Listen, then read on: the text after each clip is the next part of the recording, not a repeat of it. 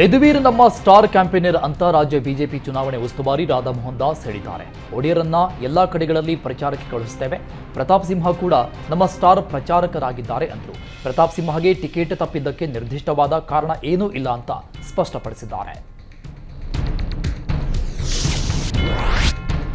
ಬಾಗಲಕೋಟೆ ಲೋಕಸಭಾ ಕ್ಷೇತ್ರದ ಕಾಂಗ್ರೆಸ್ನಲ್ಲಿ ಭಿನ್ನಮತ ಸ್ಫೋಟಗೊಂಡಿದೆ. ಸಚಿವ ಶಿವಾನಂದ ಪಾಟೀಲ್ ಪುತ್ರಿ ಸಂಯುಕ್ತಾ ಪಾಟೀಲ್ಗೆ ಟಿಕೆಟ್ ಘೋಷಣೆ ಮಾಡಿದ್ದಕ್ಕೆ ವೀಣಾ ಕಾಶ್ಯಪ್ಪನವರ್ ಹೈಕಮಾಂಡ್ ವಿರುದ್ಧ ಕಿಡಿಕಾರಿದ್ರು. ಮೊನ್ನೆ ಬೆಂಬಲಿಗರ ಸಭೆ ನಡೆಸಿ ಕಣ್ಣೀರು ಹಾಕಿದ್ದ ವೀಣಾ ಕಾಶ್ಯಪ್ಪನವರ್ ಹೈಕಮಾಂಡ್ಗೆ ಗಡುವು ಕೊಟ್ಟಿದ್ರು. ಹಿರಿಯ ನಾಯಕರ ಮನವೊಲಿಕೆಗೂ ಬಗ್ಗದ ವೀಣಾ ಇಂದು ಮತ್ತೊಂದು ಸಭೆ ಕರೆದಿದ್ದಾರೆ. ಇಂದು ಸಂಜೆ ಸಭೆ ನಡೆಸಲಿದ್ದು ಮುಂದಿನ ನಿರ್ಧಾರ ಕೈಗೊಳ್ಳಲಿದ್ದಾರೆ.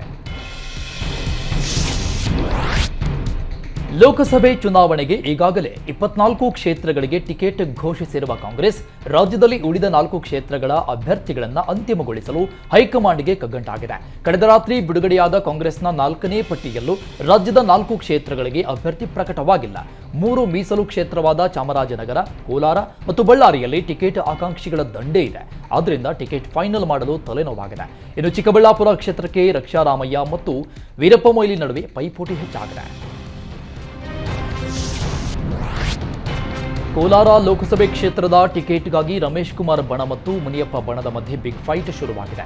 ಯಾವುದೇ ಕಾರಣಕ್ಕೂ ಸಚಿವ ಮುನಿಯಪ್ಪ ಅಳಿಯನಿಗೆ ಟಿಕೆಟ್ ನೀಡಬಾರದು ಅಂತ ರಮೇಶ್ ಕುಮಾರ್ ಬಣ ಪಟ್ಟು ಹಿಡಿದಿದೆ. ಬೇರೆ ಯಾರಿಗಾದರೂ ಟಿಕೆಟ್ ನೀಡಿ ಕೆಲಸ ಮಾಡ್ತೇವೆ, ಮುನಿಯಪ್ಪ ಕುಟುಂಬಕ್ಕೆ ಟಿಕೆಟ್ ನೀಡಿದರೆ ನಾವು ಕೆಲಸ ಮಾಡೋದಿಲ್ಲ ಅಂತ ಸಂಧಾನ ಸಭೆಯಲ್ಲಿ ಸಚಿವ ಮುನಿಯಪ್ಪ ಮುಂದೆನೇ ಹೇಳಿದ್ದಾರೆ. ಸದ್ಯ ಇಬ್ಬರ ನಡುವಿನ ಕಿತ್ತಾಟ ಹೈಕಮಾಂಡ್ಗೆ ತಲೆನೋವಾಗಿದೆ.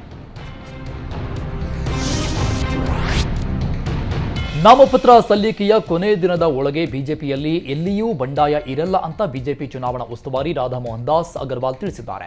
ಈಶ್ವರಪ್ಪ ನಮ್ಮ ಪಕ್ಷದ ದೊಡ್ಡ ನಾಯಕರಾಗಿದ್ದು ಬಂಡಾಯವಾಗಿ ಸ್ಪರ್ಧಿಸಲ್ಲ ಅಂದರು. ಸುಮಲತಾ ನಮ್ಮ ಪಕ್ಷದ ಬೆಂಬಲಿಗರಾಗಿದ್ದು ಈ ಚುನಾವಣೆಗೆ ನಮ್ಮ ಅಭ್ಯರ್ಥಿಗೆ ಕೆಲಸ ಮಾಡ್ತಾರೆ ಅಂತ ತಿಳಿಸಿದ್ದಾರೆ.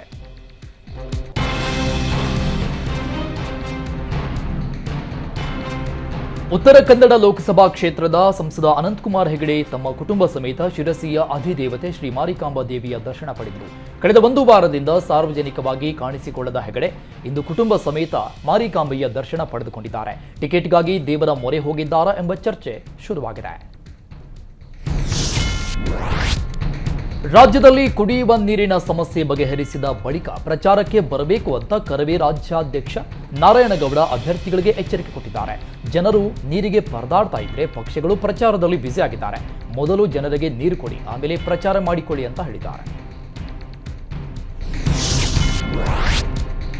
ಮಂಗಳೂರಿನಿಂದ ಟಿಕೆಟ್ ಆಕಾಂಕ್ಷಿಯಾಗಿದ್ದ ವಿನಯ್ ಕುಮಾರ್ ಸೊರಕೆಗೆ ಪ್ರಚಾರ ಸಮಿತಿ ಅಧ್ಯಕ್ಷ ಸ್ಥಾನ ಕೊಡಲಾಗಿದೆ. ಬಿಲ್ಲವ ನಾಯಕ ಕೋಟಾ ಶ್ರೀನಿವಾಸ ಪೂಜಾರಿಗೆ ಬಿಜೆಪಿ ಟಿಕೆಟ್ ಕೊಟ್ಟಿದೆ.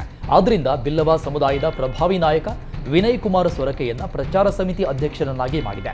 ಈ ಮೂಲಕ ಉಡುಪಿ ಚಿಕ್ಕಮಗಳೂರು ಕ್ಷೇತ್ರದಲ್ಲಿ ಬಿಲ್ಲವ ಸಮುದಾಯ ಸೆಳೆಯಲು ತಂತ್ರವಾಗಿದೆ. ದಕ್ಷಿಣ ಕನ್ನಡ ಜಿಲ್ಲೆಯಲ್ಲಿ ಕಾಂಗ್ರೆಸ್ ಬಿಲ್ಲವ ಮುಖಂಡ ಪದ್ಮರಾಜ್ಗೆ ಟಿಕೆಟ್ ಕೊಡಲಾಗಿದೆ. ಹೃದಯ ಶಸ್ತ್ರಚಿಕಿತ್ಸೆಗೆ ಒಳಗಾಗಿದ್ದ ಮಾಜಿ ಸಿಎಂ ಎಚ್.ಡಿ. ಕುಮಾರಸ್ವಾಮಿ ಚೆನ್ನೈನಿಂದ ಬೆಂಗಳೂರಿಗೆ ಆಗಮಿಸಿದ್ದು ಬೆಂಗಳೂರಿನ ನಿವಾಸದಲ್ಲಿ ವಿಶ್ರಾಂತಿ ಪಡೆದುಕೊಳ್ತಾ ಇದ್ದಾರೆ. ಬೆಂಗಳೂರಿಗೆ ಬಂದ ಬಳಿಕ ಮಾತನಾಡಿದ ಎಚ್.ಡಿ.ಕೆ ಕಳೆದ 2 ಬಾರಿ ನಡೆದ ಶಸ್ತ್ರಚಿಕಿತ್ಸೆಯಲ್ಲಿ ಲೋಪದೋಷ ಆಗಿತ್ತು. ಹೀಗಾಗಿ ಅತ್ಯಾಧುನಿಕ ಶಸ್ತ್ರಚಿಕಿತ್ಸೆಯಿಂದ 3ನೇ ಬಾರಿ ಹೃದಯ ಶಸ್ತ್ರಚಿಕಿತ್ಸೆ ಯಶಸ್ವಿಯಾಗಿದೆ. ನಾಡಿನ ಜನರ ಶುಭ ಹಾರೈಕೆಯಿಂದ ಭಗವಂತ ನನ್ನ ಕಾಪಾಡಿದ್ದಾನೆ.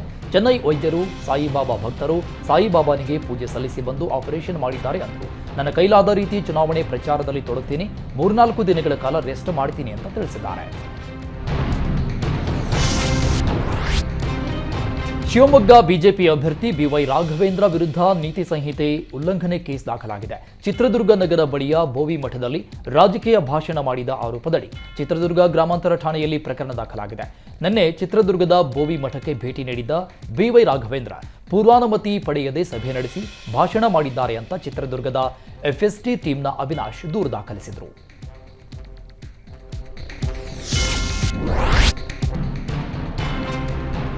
ರಾಜ್ಯ ಕೇಂದ್ರ ನಾಯಕರು ಮೈತ್ರಿ ಮಾಡಿಕೊಂಡರೂ ಸ್ಥಳೀಯವಾಗಿ ಬಿಜೆಪಿ ಮತ್ತು ಜೆಡಿಎಸ್ ಮೈತ್ರಿಗೆ ವಿರೋಧ ಇದೆ. ಹಾಸನದಲ್ಲಿ ಪ್ರಜ್ವಲ್ ರೇವಣ್ಣಗೆ ಬಿಜೆಪಿ ಮುಖಂಡ ಪ್ರೀತಂ ಗೌಡ ಸಹಕಾರ ನೀಡಲು ಹಿಂದೇಟು ಹಾಕ್ತಾ ಇದ್ದಾರೆ. ಹೀಗಾಗಿ ಯಡಿಯೂರಪ್ಪನವರ ನಿವಾಸಕ್ಕೆ ಬಂದು ಪ್ರೀತಂ ವಿರುದ್ಧ ಪ್ರಜ್ವಲ್ ರೇವಣ್ಣ ದೂರು ಕೊಟ್ಟಿದ್ದಾರೆ. ಬಳಿಕ ಪ್ರೀತಂ ಗೌಡ ಹಾಗೂ ಸಿಮೆಂಟ್ ಮಂಜುಗೆ ಕರೆ ಮಾಡಿದ ಯಡಿಯೂರಪ್ಪ ಕ್ಲಾಸ್ ತೆಗೆದುಕೊಂಡಿದ್ದಾರೆ. ನಿಮಗೆ ಮೈತ್ರಿಗೆ ಸಹಕಾರ ಕೊಡಲಾಗಲ್ಲ ಅಂದ್ರೆ ನಿಮಗೆ ಹೇಗೆ ಅನಿಸಲಿದೆಯೋ ಹಾಗೆ ಮಾಡಿ ಅಂತ ಗರಂ ಆಗಿದ್ದಾರೆ. ಮೈಸೂರು ಕೊಡಗು ಬಿಜೆಪಿ ಅಭ್ಯರ್ಥಿ ಯದುವೀರ್ ಒಡೆಯರ್ ಹುಟ್ಟುಹಬ್ಬದ ಸಂಭ್ರಮದಲ್ಲಿದ್ದಾರೆ. ಮೈಸೂರಿನ ಪಿಂಜರಾಪೋಲ್ನಲ್ಲಿರುವ ಕೃಷ್ಣನ ದೇವಸ್ಥಾನದಲ್ಲಿ ಯದುವೀರ್ ವಿಶೇಷ ಪೂಜೆ ಸಲ್ಲಿಸಿದರು. ಈ ವೇಳೆ ಸ್ಥಳೀಯರು ಹಾರ, ಶಾಲು, ಹೂಗುಚ್ಚ ನೀಡಿ ಶುಭಾಶಯ ಕೋರಿದರು. ಗೋಪೂಜೆ ನೆರವೇರಿಸಿದ ಯದುವೀರ್ ಹುಟ್ಟುಹಬ್ಬ ಪ್ರಯುಕ್ತ ತುಲಾಭಾರ ನೆರವೇರಿಸಿದರು. ಹೊಳೆನರಸೀಪುರದ ಶ್ರೀ ಲಕ್ಷ್ಮೀ ನರಸಿಂಹ ರಥೋತ್ಸವದ ವೇಳೆ ಕಾಲ್ತುಳಿತವಾಗಿದೆ. ರಥ ಎಳೆಯುವಾಗ ಕೆಳಗೆ ಬಿದ್ದ 10 ಮಂದಿಯನ್ನ ಕೂಡಲೇ ಮೇಲೆತ್ತಿದ್ದರಿಂದ ಅವಘಡ ತಪ್ಪಿದೆ. ಇನ್ನು ರಥದ ಉತ್ಸವ ಮೂರ್ತಿಗೆ ಪೂಜೆ ಸಲ್ಲಿಸಿಕೊಡುತ್ತಿದ್ದ ದೊಡ್ಡಗೌಡರ ಸೊಸೆ ಭವಾನಿ ರೇವಣ್ಣ ಕಾಲಿಗೆ ಬಾಳೆಹಣ್ಣು ಬಿದ್ದಿದೆ. ಉತ್ತಮ ಆಸ್ಪತ್ರೆ ಎಂದು ಹೆಸರಾಗಿದ್ದ ಸರ್ಕಾರಿ ಆಸ್ಪತ್ರೆಯಲ್ಲಿ ಲಂಚಾವತಾರ ತಾಂಡವವಾಡ್ತಾ ಇದೆ. ಚಾಮರಾಜನಗರ ಜಿಲ್ಲೆಯ ಸಂತೇಮರಹಳ್ಳಿ ತಾಯಿ ಮತ್ತು ಮಕ್ಕಳ ಆಸ್ಪತ್ರೆಯಲ್ಲಿ ಒಂದೊಂದು ಚಿಕಿತ್ಸೆಗೆ ಒಂದೊಂದು ರೇಟ್ ಫಿಕ್ಸ್ ಮಾಡಲಾಗಿದೆ. ನಾರ್ಮಲ್ ಡೆಲಿವರಿಗೆ 3,000, ಸೆಸರಿಯನ್ಗೆ 20,000, ಸಂತಾನಹರಣ ಶಸ್ತ್ರಚಿಕಿತ್ಸೆಗೆ 3 ರಿಂದ 8,000 ಕೊಡಬೇಕಂತೆ. ಗರ್ಭಕೋಶದ ಆಪರೇಷನ್ಗೆ ಇಲ್ಲಿ 35,000 ಕೊಡಲೇಬೇಕೆಂದಿರುವ ವಿಡಿಯೋ ಈಗ ಎಲ್ಲೆಡೆ ವೈರಲ್ ಆಗಿದೆ. ಈ ಭ್ರಷ್ಟಾಚಾರ ಬಯಲಿಗೆಳೆದ ಆಶಾ ಕಾರ್ಯಕರ್ತೆಗೆ ವೈದ್ಯಾಧಿಕಾರಿಯಿಂದ ಧಮಕಿ ಹಾಕಿದ್ದಾರೆ ಎಂಬ ಆರೋಪ ಕೇಳಿಬಂದಿದೆ.